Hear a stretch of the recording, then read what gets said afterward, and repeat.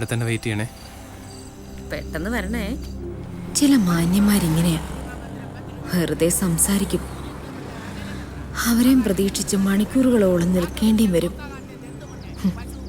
ചിലപ്പോൾ കാത്തിരിപ്പ് ദിവസങ്ങളോളം തുടരും. നിന്ന് മടുക്കുമ്പോൾ പലപ്പോഴും ചിന്തിച്ചിട്ടുണ്ട്, ഇതെല്ലാം ഇട്ടെറിഞ്ഞു പോയാലോ എന്ന്. പക്ഷേ എന്റെ പൊന്നിന്റെ വിശക്കുന്ന മുഖം കാണുമ്പോൾ വീണ്ടും വെറുതെയെങ്കിലും ഒന്ന് പ്രതീക്ഷിക്കാൻ തോന്നും.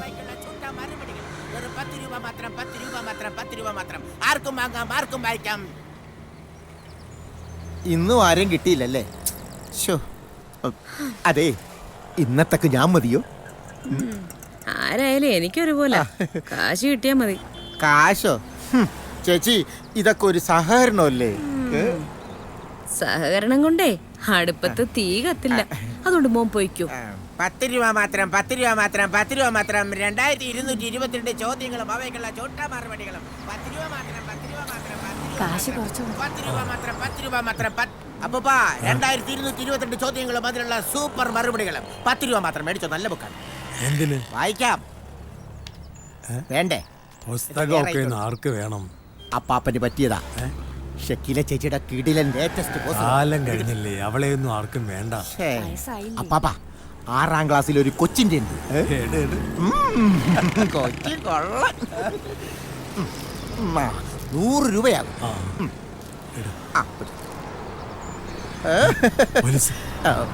ഈ കള്ളന്മാര് മാന്യമായിട്ട് ജീവിക്കാൻ സമ്മതിക്കില്ല. 2222 ചോദ്യങ്ങളും അവയ്ക്കുള്ള ചൂട്ട മറുപടികളും. 10 രൂപ മാത്രം, 10 രൂപ മാത്രം, 10 രൂപ മാത്രം.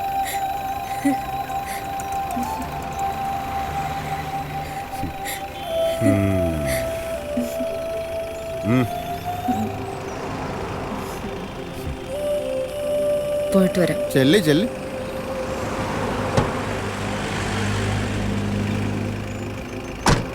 പോവാ സാറേ. വാ.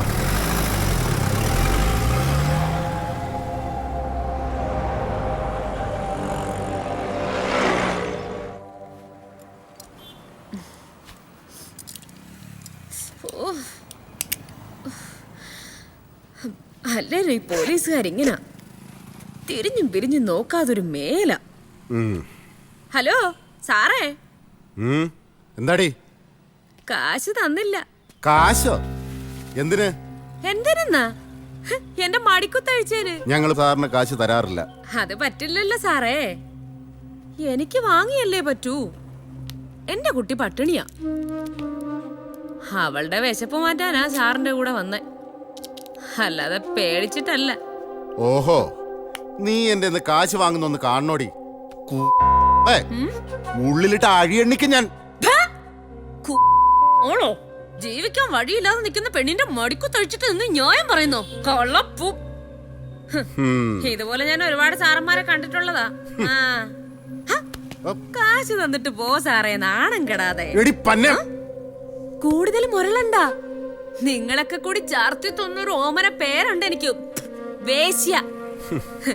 എന്നെ പോലൊരു വേശ്യ കൈവച്ചു എന്നറിഞ്ഞ സാറാകെ നാറും.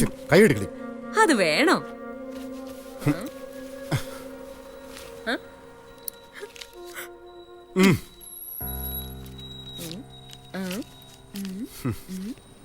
നിക്ക് നിക്ക്, ഇത് വെച്ചോ. നമ്മളോടാ കളി. പോ.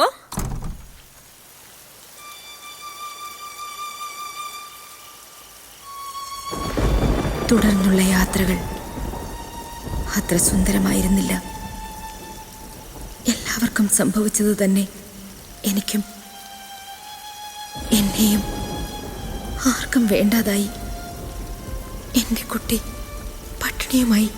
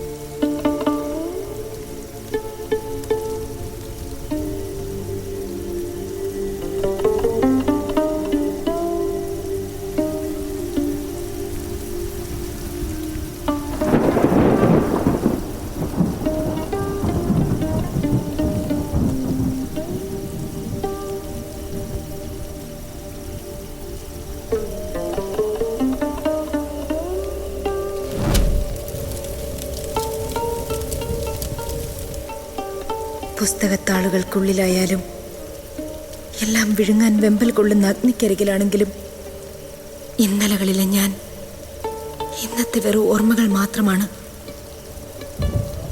ആ ഓർമ്മകൾ വാരിക്കൂട്ടുമ്പോൾ മനസ്സ് പതറുന്നു.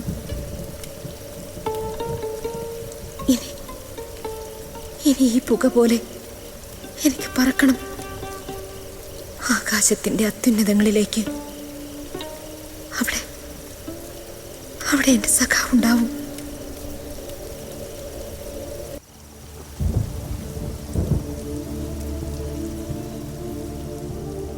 എന്നോ പറയുവാൻ മറന്നത് ഓർത്തെടുക്കാൻ മാത്രം ഞാനും സഖാവും ഒന്നിച്ച് നടന്ന വഴികളിൽ ഞാൻ തനിയെ തിരിച്ചു നടക്കുമ്പോൾ വിങ്ങുന്ന ഒരു ഓർമ്മയായി, ആ നൊമ്പരത്തിനിടയിലും ഒരാശ്വാസമായി, ഒരു തലോടലായി എന്റെ സഖാവ്.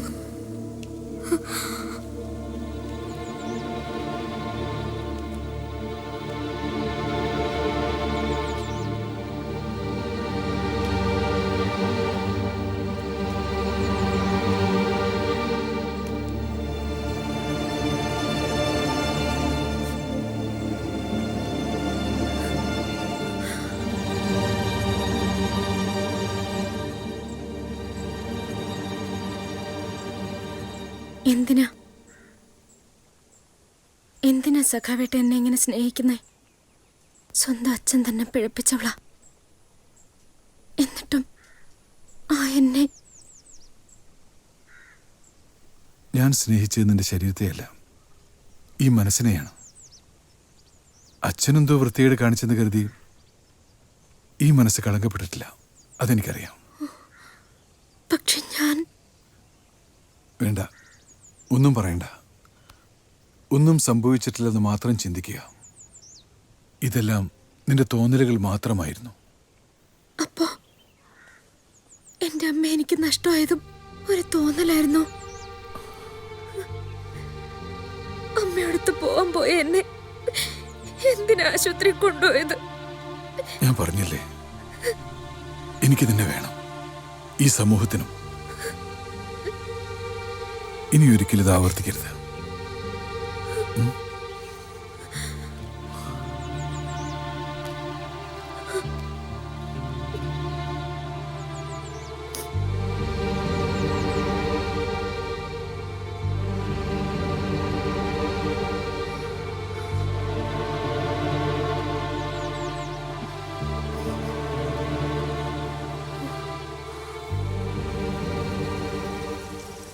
എല്ലാവർക്കും എന്നെ ഇഷ്ടമായിരുന്നു.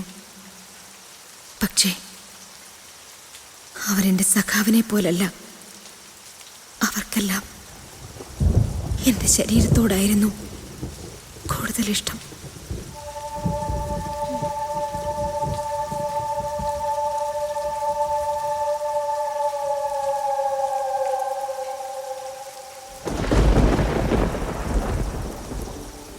പോകുന്നതിന് മുൻപ് എല്ലാ കടങ്ങളും വീട്ടണം.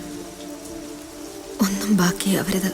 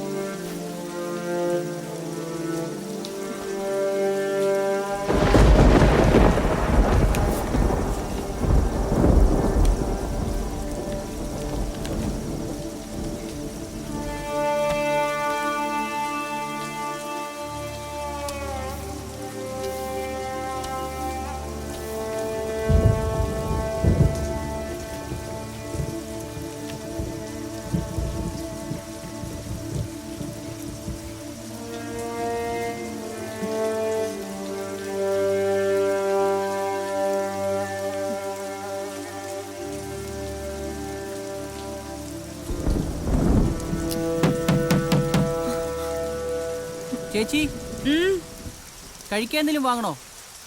ദോശയോ മറ്റോ? വേണ്ട, ഒന്നും വേണ്ട. ഇനി കഴിക്കാനുള്ളത് എന്റെ കയ്യിലുണ്ട്. എന്നാ ശരി.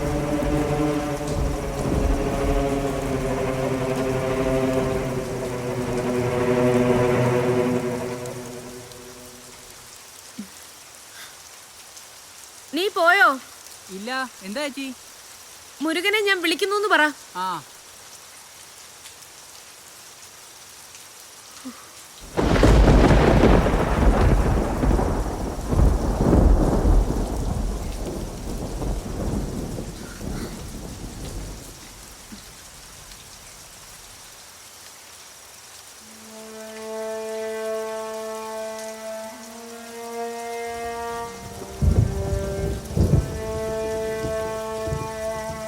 പൊട്ടിക്കരയുന്ന ഒരു വളത്തുണ്ടിന്റെ ഗദ്ഗതവുമായി ഞാൻ യാത്രയാവുകയാണ്. പോയ കാലത്തെ ആ കുപ്പിവിളക്കലുക്കത്തിലേക്ക്. അവിടെ എന്റെ സഖാവുണ്ടാവും എന്നെ സ്വീകരിക്കാൻ.